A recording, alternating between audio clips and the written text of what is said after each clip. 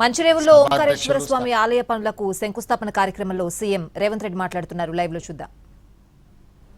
చేవెళ్ల శాసనసభ్యులు కాళే యాదయ్య గారు, రాజ్యసభ సభ్యులు వేం నరేందర్ రెడ్డి గారు, తెలంగాణ రాష్ట్ర చీఫ్ సెక్రటరీ గారు, డీజీపీ గారు, గ్రేహాండ్స్ అధికారులు, వివిధ కార్పొరేషన్లకు సంబంధించిన చైర్మన్లు, ఇక్కడికి విచ్చేసిన ప్రజాప్రతినిధులు, ఈ ప్రాంత ప్రజలకు, వ్యవసాయ కమిషన్ చైర్మన్ పర్సన్ గారికి, ఇతర సభ్యులందరికీ, ప్రత్యేకంగా నేషనల్ టీవీ 9 ఇన్ఛార్జ్ శర్మ గారు ఈ ప్రత్యేకంగా కాశీ నుంచి గంగా జలాలను తీసుకొచ్చి ఈ పునాది రాయి కార్యక్రమంలో ఒక చారిత్రాత్మకమైన మందిరాన్ని పునరుద్ధరించుకునే అవకాశం ఇది చరిత్రలో ఎప్పుడో ఒకసారి ఎవరికో ఒకరికి వస్తుంది. ఇది యథాలాపంగా ఏదో ఒక అభివృద్ధి కార్యక్రమంలో భాగంగా ఈనాటి కార్యక్రమం జరుగుతుంది అని నేను భావించడం లేదు. ఇది దైవేచ్ఛగా పెద్దల నానుడి ప్రకారం శివుడాజ్ఞ లేనిదే చీమైన కుట్టదు అన్నట్టుగా ఇంత గొప్ప కార్యక్రమాన్ని ఈనాడు మా ప్రభుత్వానికి ప్రజలకు అందించే అవకాశం ఇచ్చిండ్రు అని అంటే ఇది గొప్ప భగవత్ కార్యము అని చెప్పి మా మంత్రివర్గం భావిస్తుంది. ఈనాడు దాదాపుగా 8 ఎకరాలలో 700 కోట్ల రూపాయలతో 1400 సంవత్సరాల పురాతనమైన ఆలయం, ఆనాటి రాచకూటుల నుంచి 800 సంవత్సరాల క్రితం కాకతీయుల వరకు ఈ ప్రాంతాన్ని సందర్శించడం, ఈ ప్రాంతంలో యోగులు ఇక్కడ తపస్సు చేయడం, ఈ ప్రాంతానికి ఒక గొప్ప చరిత్ర ఉన్నది. ఈ చరిత్ర కనుమరుగు కాకూడదు, ఈ చరిత్రను భవిష్యత్ తరాలకు అందించాలన్న ఆలోచన, ముఖ్యంగా మచ్కుందా నది వికారాబాద్ అడవుల్లో పుట్టి మూసీ నదిగా మారి హిమాయత్ సాగర్, ఉస్మాన్ సాగర్లో ఈసా నదిగా ప్రవహించి ఈ ప్రాంతాన్ని పునీతం చేస్తున్న 2 నదులను ప్రక్షాళన చేయాలి, ఈ నదులను పునరుద్ధరించాలి అనే కార్యక్రమాన్ని చాలా సంవత్సరాల నుంచి చాలామంది ముఖ్యమంత్రులు ఆలోచన చేసినారు, ప్రణాళికలు రచించారు. ఉమ్మడి రాష్ట్రంలో, తెలంగాణ రాష్ట్రంలో కూడా చాలామంది ప్రజాప్రతినిధులు ఈ కార్యక్రమాన్ని ముందుకు తీసుకెళ్లాలని ప్రయత్నాలు చేసినారు. కారణాలు ఏమైనా ప్రయత్నం ముందుకు సాగలేదు. నేను మా మిత్రులు భట్టి విక్రమార్క గారితో మాట్లాడుతున్నప్పుడు వారు అన్నారు, ఇన్ని ఆటంకాలు వచ్చి ఇన్ని శతాబ్దాల యొక్క చరిత్రను పునరుద్ధరించే అవకాశం మనకు దక్కింది అని అంటే చరిత్రలో మనం ఒక మంచి పని చేసే అవకాశం ఈ జన్మలో మనకు దక్కినట్టుగా మనం భావించాలి. దీని బాధ్యతతోనే కాదు, అత్యంత పవిత్రతో కూడుకున్న కార్యక్రమంగా మనం భావించి ముందుకు వెళ్ళాలి. విమర్శలు వచ్చినా, అడ్డంకులు సృష్టించినా దేవుడే ఆ అడ్డంకులను అధిగమించే విధంగా మనకు శక్తినిస్తాడు. మీరు ఈ విమర్శల్ని పట్టించుకోవాల్సిన అవసరం లేదు. ప్రజల యొక్క నమ్మకం, విశ్వాసానికి ఈరోజు మీరు చేపడుతున్న కార్యక్రమం చాలా మంచిది, మీరు ముందుకు సాగండి అని చెప్పి ఉప ముఖ్యమంత్రి గారు నాకు సూచన చేయడం జరిగింది. అందుకే మిత్రులారా, ఈ వేదిక మీద నుంచి హైదరాబాద్ నగర ప్రజలకే కాదు, తెలంగాణ రాష్ట్ర పౌరులకు నా విజ్ఞప్తి ఒకటే. చరిత్రను గమనించినప్పుడు నదీ పరివాహక ప్రాంతంలోనే నాగరికత అభివృద్ధి చెందింది. సముద్రాల చెంతనే వ్యాపార కేంద్రాలుగా రాణించినాయి. ఈరోజు ఎక్కడైతే సముద్రం ఉందో సముద్రం పక్కన ఉన్న నగరాలన్నీ కూడా గొప్ప గొప్ప వ్యాపార కేంద్రాలుగా మారినాయి. ఉమ్మడి రాష్ట్రంలో విశాఖపట్నమైనా తీసుకోండి, ఈనాడు నెల్లూరు ప్రాంతంలో కృష్ణపట్నం పోర్టునైనా తీసుకోండి, దేశంలో ఎక్కడైనా మీరు చూడండి, కలకత్తా నగరాలు కానీ, ముంబై నగరం కానీ, చెన్నై నగరం కానీ ఏ నగరాన్ని తీసుకున్నా సముద్రపు ఒడ్డున్న నగరాలు రాష్ట్రాలే అంతంత గొప్పగా రాణించడం జరిగింది. ఆర్థిక అభివృద్ధి జరిగింది. ఈ ఆర్థిక అభివృద్ధి పరిశ్రమల యజమానులకే కాదు, అందులో శ్రమ చేసే ప్రతి చదువుకున్న చదువు లేని వాళ్ళకు కూడా ఉద్యోగ ఉపాధి అవకాశాలు కల్పించడానికి, ఈ దేశంలో నిరుద్యోగ సమస్యను శాశ్వతంగా నిర్మూలించడానికి ఈ సముద్రాలు, ఈ నగరాలు, ఈ నదులు, ఈ పరిశ్రమలన్నీ కూడా ఉపయోగపడ్డాయి. భారతదేశంలోని 29 రాష్ట్రాలలో సముద్రపు ఒడ్డు లేని ఏకైక రాష్ట్రం తెలంగాణ రాష్ట్రం. మనకు అన్నీ ఉన్నా సముద్రపు ఒడ్డు లేకపోవడం, మనకు కృష్ణా, గోదావరి, అదేవిధంగా మూసి, ఈసా నదులు ఉన్నా ఈ నదులను సరైన విధంగా ఒడిసి పట్టుకుపోవడం వల్ల, ఈ నదీ జలాలను సరైన విధంగా వినియోగించుకోకపోవడం వల్ల కొన్ని తరాలు నష్టపోయినాయి.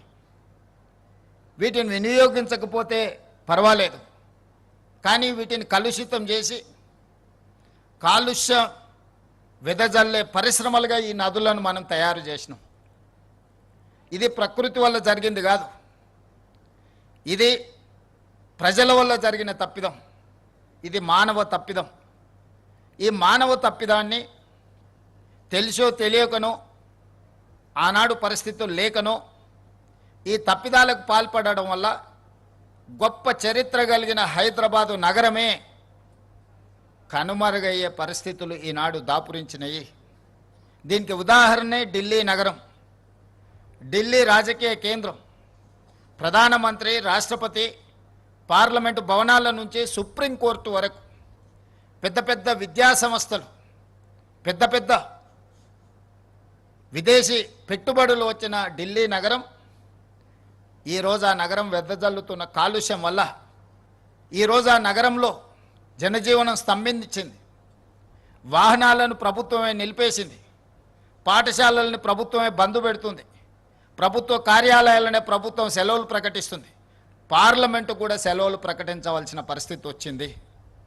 నేను ఒక్కటే అడుగుతున్న ఈ ప్రాంత ప్రజాప్రతినిధులను, ఢిల్లీ నగరంలో ప్రధానమంత్రి, రాష్ట్రపతి ఉన్నా కాలుష్యాన్ని మనం సరైన సమయంలో నియంత్రించకపోవడం వల్ల యమునా నది కాలుష్యమై ఢిల్లీ నగరాన్ని కప్పేస్తుంటే, ప్రభుత్వ కార్యాలయాలన్నీ సెలవులు ప్రకటిస్తుంటే, అక్కడికి వచ్చిన పెట్టుబడులు ఇతర రాష్ట్రాలకు, ఇతర దేశాలకు తరలిపోతుంటే, ఆ నగరం నుంచి, ఆ నగరంలో వెదజల్లుతున్న కాలుష్యం నుంచి మనం ఏదైనా నేర్చుకోవాల్సిన అవసరం ఉన్నదా లేదా?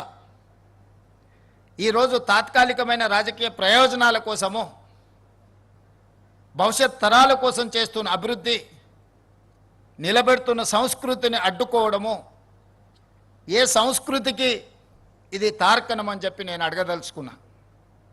ఈనాడు ఈ మూసీ నదీ పరివాహక ప్రాంతంలో మూసీ నదిని ప్రక్షాళన చేయడం ద్వారా మూసీ నదీ పరివాహక ప్రాంతంలో మన విశ్వాసాలైన మనం ఆచరిస్తున్న హిందూ మతం కావచ్చు, ముస్లిం మతం కావచ్చు, క్రిస్టియన్ మతం కావచ్చు, లేదా సిక్కులు ఆచరిస్తున్న మత విశ్వాసాలు కావచ్చు, హైదరాబాద్ నగరం మత సామరస్యానికి ఒక వేదిక. ఈ మత సామరస్యానికి వేదికైన మూసా, ఈసా నదుల యొక్క పరివాహక ప్రాంతంలో మంచిరేవుల గ్రామంలో గండిపేట పరిధిలో ఈనాడు మచిలేశ్వర స్వామి, ఓంకారేశ్వర స్వామి ఈ రాష్ట్రంలో, ఈ దేశంలో అత్యధికంగా విశ్వసించే శివుడి భక్తులకు ఒక అద్భుతమైన ఆలయాన్ని ప్రాంతంలో నిర్మించాలి, 1400 సంవత్సరాల చరిత్రను పునరుద్ధరించాలి అని మొట్టమొదట గండిపేట ప్రాంతంలో మూసీ నది ప్రక్షాళనకు సంబంధించి ఈశ్వరుడి ఆశీర్వాదంతో ఈనాడు ఈ కార్యక్రమాన్ని మా ప్రభుత్వం చేపట్టింది. అన్ని అడ్డంకులను ఈశ్వరుడే తొలగిస్తాడని ఎవరైనా దీని మీద దుష్ప్రచారం చేసినా, దీనికి పెడార్థాలు అంటగట్టిన ఈ రాష్ట్ర ప్రభుత్వం శివతాండవం చేస్తుందని చెప్పి నేను ఈ వేదిక మీద నుంచి సవినయంగా నేను చెప్పదలుచుకున్నా. ముందుకి తరలిపోయిన తర్వాత అత్యధిక ముస్లిం జనాభా ఉండే చార్మినార్ ప్రాంతంలో మక్కా మసీద్ చరిత్రలోనే ఒక గొప్ప గుర్తింపు పొందింది. ఆ ప్రాంతంలో ఒక అద్భుతమైన మసీదును నిర్మించడం ద్వారా లక్షలాది మంది ముస్లిం మైనారిటీ సోదరుల యొక్క మత విశ్వాసాన్ని చురగొనే విధంగా, ప్రార్థనలు చేసుకునే విధంగా మూసీ నది పరివాహక ప్రాంతంలో ఒక అద్భుతమైన మసీదును కూడా మనం నిర్మించాలనుకుంటున్నాం. ఇంకా కొంచెం ముందుకు సాగితే సిక్ చావుని గౌలిగూడ ప్రాంతంలో మా సిక్ సోదరులు చాలామంది అక్కడ నివసిస్తారు. ఆ ప్రాంతానికి ఒక చరిత్ర ఉన్నది. అక్కడ ఒక గొప్ప స్వర్ణ దేవాలయం లాంటి సిక్ సోదరుల యొక్క విశ్వాసానికి ఒక మందిరాన్ని నిర్మించాలి ఈ మూసీ నది పరివాహక ప్రాంతంలో అని చెప్పి ఈనాడు మా ప్రభుత్వం భావిస్తుంది.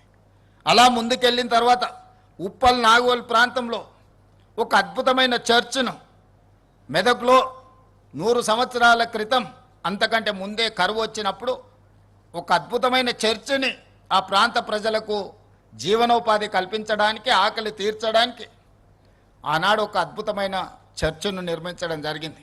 ఆ స్ఫూర్తితోటి ఉప్పల్ నాగోలు ప్రాంతంలో క్రిస్టియన్ సోదరుల కోసం కూడా ఒక అద్భుతమైన చర్చ్ను నిర్మించడం ద్వారా మూసా ఈసా నదులు వికారాబాద్ మచ్కుందా నదిలో మొదలై 240 కిలోమీటర్లు ప్రవహించి రంగారెడ్డి జిల్లా, హైదరాబాద్ జిల్లా, నల్గొండ జిల్లాలో వాడపల్లిలో కృష్ణా నదిలో కలవబోతుంది. ఇది ఒక సంస్కృతికి, సాంప్రదాయాలకు, ఈ ప్రాంత ప్రజలకు, రైతులకు ఒక అద్భుతమైన పర్యాటక కేంద్రంగా, ఒక అద్భుతమైన వ్యాపార కేంద్రంగా, ఒక అద్భుతమైన ధ్యాన మందిరాలతో, సంస్కృతి సాంప్రదాయాలతో అభివృద్ధి చేయాలని ఈనాడు ఈ కార్యక్రమాన్ని చేపట్టడం జరిగింది. మీరు అనుకోవచ్చు, మరి మూసా ఈసా నదులు సంవత్సరం మొత్తం ప్రవహించవు కదా, వర్షాకాలంలోనే నీళ్ళు వస్తాయి. వికారాబాద్ ప్రాంతం నుంచి కానీ, పరిగి ప్రాంతం నుంచి కానీ ఈ నదులకు నీళ్ళు వచ్చినప్పుడు నీళ్లు ఉంటాయి. మరి మిగతా సమయంలో నదీ పరివాహక ప్రాంతంలో నీళ్లు ఎలా అని, దానికి పరిష్కారమే గోదావరి నదీ జలాలను 20 టీఎంసీలను తరలించి 8 నెలల క్రితమే పనులను చేపట్టడం జరిగింది. పనులు వేగంగా జరుగుతున్నాయి. 20 టీఎంసీ గోదావరి నదీ నీళ్లను హైదరాబాదు నగరానికి తరలించి తాగునీటి సమస్యను, పరిశ్రమల యొక్క నీటి అవసరాన్ని, అదేవిధంగా ఉస్మాన్ సాగర్, హిమాయత్ సాగర్లో 2.5 టీఎంసీల నీటిని విడిచి ఎప్పుడు మూసీ నదిలో నీళ్లు ప్రవహించే విధంగా ఈరోజు కార్యాచరణ చేపట్టి పనులు వేగంగా జరుగుతున్నాయి. ఈరోజు ఇది ప్రక్షాళన చేయాల్సిన అత్యవసరం. నిత్యావసర వస్తువుల కంటే కూడా ఇది అత్యవసరం. ఈ ప్రాంతంలో రంగారెడ్డి జిల్లాలో, హైదరాబాదు నగరంలో వెదజల్లుతున్న కాలుష్యం, పరిశ్రమల యొక్క కాలుష్యాన్ని, హైదరాబాదు నగరంలో ఉన్న డ్రైనేజ్ వ్యవస్థ మొత్తం దాదాపుగా 785 స్క్వేర్ కిలోమీటర్ల ప్రాంతంలో ప్రజలు నివసిస్తున్న, 1 కోటి మంది ప్రజలు నివసిస్తున్న, విసర్జిస్తున్న మలినాలు అన్నీ కూడా మూసీ నదిలో కలుస్తున్నాయి. ఇవే కాదు, ప్రమాదవశాత్తు మనుషులు చనిపోయినా, ప్రమాదవశాత్తు పశు సంపద చనిపోయినా, పశువుల కలేబరాలు, మనుషుల కలేబరాలు, పరిశ్రమల యొక్క కాలుష్యము, ఈ ప్రాంతం యొక్క డ్రైనేజ్ వ్యవస్థ మొత్తం మూసీ నదిలో కలవడం, ఈ మూసీ నది ప్రవహించి రంగారెడ్డి జిల్లాను దాటి నల్గొండ జిల్లాలో ఈరోజు శాసనసభ్యులు, భువనగిరి శాసనసభ్యులు అనిల్ మిత్రుడు ఇక్కడ ఉన్నాడు, బీర్ల ఐలయ్య అక్కడ ఉన్నాడు. ఆ నియోజకవర్గాల ప్రజల గోడు వింటే రాయి అయినా కరుగుతుంది.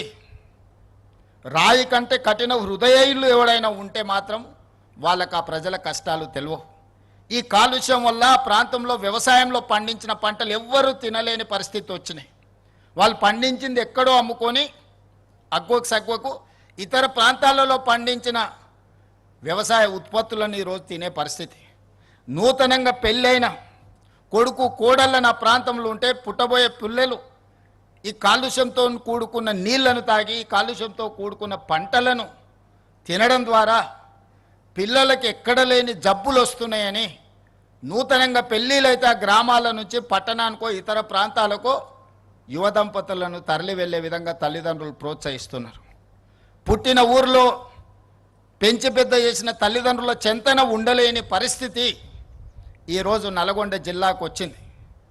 ప్రకృతి వల్ల వాళ్ళని ఫ్లోరైడ్ వెంటాడుతుంది, పుట్టడంతోనే అంగవైకల్యం, కాలు వంకర, కన్ను వంకర, నడువు వంకర, కన్న తల్లిదండ్రులు వ్యవసాయ కూలీలకు వెళ్ళాలంటే ఇలాంటి అవిటి పిల్లల్ని ఇంట్లో మంచానికి కట్టేసి బయటికి వెళ్తే ఎక్కడికి వెళ్తారో, మానసిక వైకల్యంతో ఇంటికి వస్తారో రారో అని ఇంట్లో పెట్టి తలుపు పెట్టి తాళం వేసుకొని వ్యవసాయానికి వెళ్ళే పరిస్థితులు నల్గొండ జిల్లాలో ఫ్లోరైడ్ వల్ల వచ్చినాయి. అది ప్రకృతి వైపరీత్యం. దాన్ని సరిదిద్దడానికి ప్రభుత్వాలు చేస్తున్నాయి. కానీ ఈనాడు మూసీ నది పరివాహక ప్రాంతం వెదజల్లుతున్న కాలుష్యం ఇది మానవ తప్పిదం. ఇది ప్రకృతి వైపరీత్యం కాదు, మానవ తప్పిదం. మానవ తప్పిదాన్ని సరిదిద్దడానికి మనం ప్రయత్నం చేయకపోతే చరిత్ర మనల్ని క్షమించదు. అందుకే ఈనాడు శ్రమ అయినా, ఖర్చుతో కూడుకున్నదైనా మూసీ నది ప్రక్షాళన చెయ్యవలసిందే అనే కార్యక్రమాన్ని మా మంత్రివర్గ సహచరులందరూ భుజం తట్టి చెప్పడం, ఈ పరివాహక ప్రాంతంలో ఉన్న ప్రతి శాసనసభ్యుడు పార్టీలకు అతీతంగా, ఈనాడు యాదయ్య గారైనా, లేకపోతే వికారాబాద్ ప్రసాద్ కుమార్ గారైనా, లేకపోతే మా మిత్రులు ప్రకాష్ గౌడ్ గారైనా, కిందికెళ్తే ఎంఐఎం శాసనసభ్యులైనా, ఆ కిందికెళ్తే ఉండే నల్లగొండ వరకు ఉండే వాళ్ళందరూ ఈ పరివాహక ప్రాంతంలో ప్రాతినిధ్యం వహిస్తున్న కౌన్సిలర్లు, కార్పొరేటర్లు, సర్పంచులు, ఎమ్మెల్యేలు, ఎంపీలు అందరూ ఈ నదిని ప్రక్షాళన చేయాల్సిందే, మూసీ నదిని పునరుద్ధరించాల్సిందే. ప్రభుత్వం ఈ కార్యక్రమాన్ని నిరాకటంకంగా కొనసాగించాలని చెప్తున్నారు.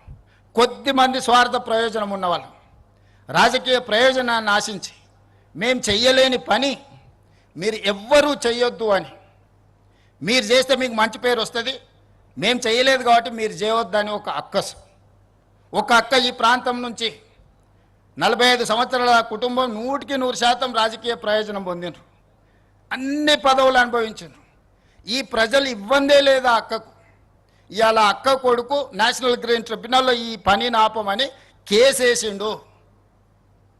ఆ అక్క మనసు ఎట్లొప్పుకున్నదో వాళ్ళ కొడుకును ఇట్లాంటి తప్పుడు కేసులను నేషనల్ గ్రీన్ ట్రిబ్యునల్లో వేయించడానికని నేను అడుగుతున్నా. ఆ అక్కకి ప్రాంత ప్రజలు ఓట్లు వేయలేదా? వాళ్ళ కుటుంబాన్ని ఆశీర్వదించలేదా? ఈరోజు ఈ రాష్ట్రంలో, ఈ దేశంలో ఆ అక్కకు గుర్తింపు వచ్చింది, ఆ కుటుంబానికి గుర్తింపు వచ్చింది.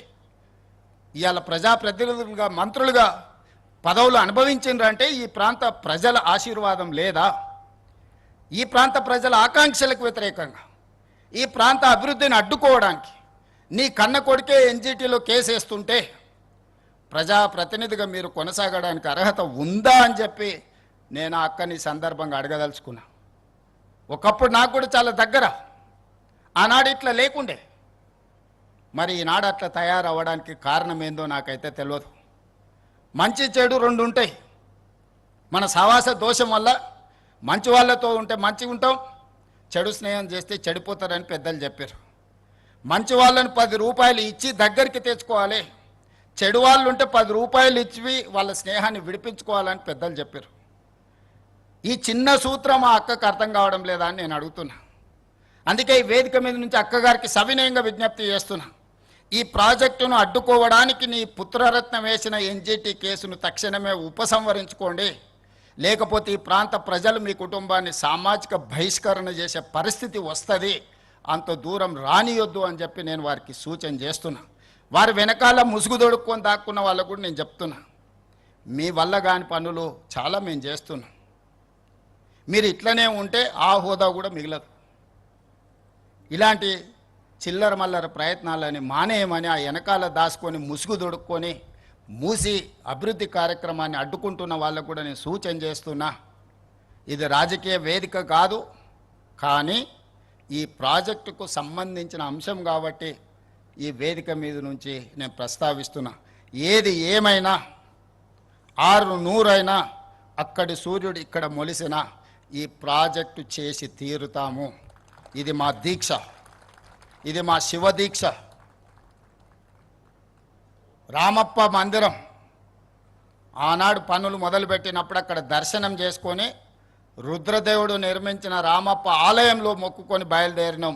ప్రజాపాలన తెస్తాం, ప్రజలకు మేలు చేస్తామని. ఆ రామప్ప ఆలయ నమూనానే ఈరోజు మంచిరేవులలో నిర్మించాలి అని మేము అనుకుంటున్నాం. శిల్పులను కూడా మేము విజ్ఞప్తి చేసినాం. ఆ రామప్ప ఆలయ శివుడి సాక్షిగా ఈ వేదిక మీద నుంచి నేను చెప్పదలుచుకున్నా, ఖచ్చితంగా మూసీ నది ప్రక్షాళనే కాదు, ఇక్కడ ఆలయాన్ని నిర్మించి ఒక గొప్ప పుణ్యక్షేత్రంగా దక్షిణ కాశీగా ఈనాడు కాశీ నుంచి గంగా జలాలు తీసుకొచ్చింది యథాలాపంగా కాదు, దక్షిణ కాశీగా రాణించే విధంగా ఈ పుణ్యక్షేత్రాన్ని ముందుకు తీసుకెళ్తాం. మీరందరూ అండగా నిలబడండి, ఆశీర్వదించండి. ఈ అభివృద్ధిని చూపించి మేము ఓట్లు అడగం. నేను మాట ఇస్తున్నా, ఈ అద్భుతమైన అభివృద్ధి చూస్తే ఈ దేవాలయాన్ని చూసి వాళ్ళకు ఓట్లు వేస్తారు. మన ఓట్ల కోసము, నోట్ల కోసం ఈ ప్రయత్నం కాదు. చరిత్రలో దేవుడు మనకు ఒక అవకాశం ఇచ్చిండు, దాన్ని సద్వినియోగం చేసుకోవాలనేదే మా ప్రయత్నం. దయచేసి సహకరించాల్సిందిగా అందరికీ విజ్ఞప్తి చేస్తూ, ఇంత మంచి కార్యక్రమాన్ని వేద పండితుల పర్యవేక్షణలో ఒక అద్భుత కార్యక్రమాన్ని నిర్వహించిన మూసీ రివర్ డెవలప్మెంట్ అధికారులను అందరినీ కూడా మనస్ఫూర్తిగా అభినందిస్తూ, chief secretary, DGP, grey hands, ఇతర ప్రభుత్వ శాఖలను అన్నిటిని కూడా అభినందిస్తూ మీ అందరి దగ్గర సెలవు తీసుకుంటున్న. ధన్యవాదాలు మిత్రులారా, ధన్యవాదాలు. బట్టిగా ప్రజల పట్లున్న మాకున్న నిబద్ధత, మా సంకల్పం, మా చిత్తశుద్ధి, అంతిమంగా ప్రజలే మాకు దేవుళ్ళు. వాళ్ళ ఆదేశాల మేరకు మేము ముందుకు సాగుతామని చెప్పి మీ అందరికీ తెలియజేస్తున్నాం.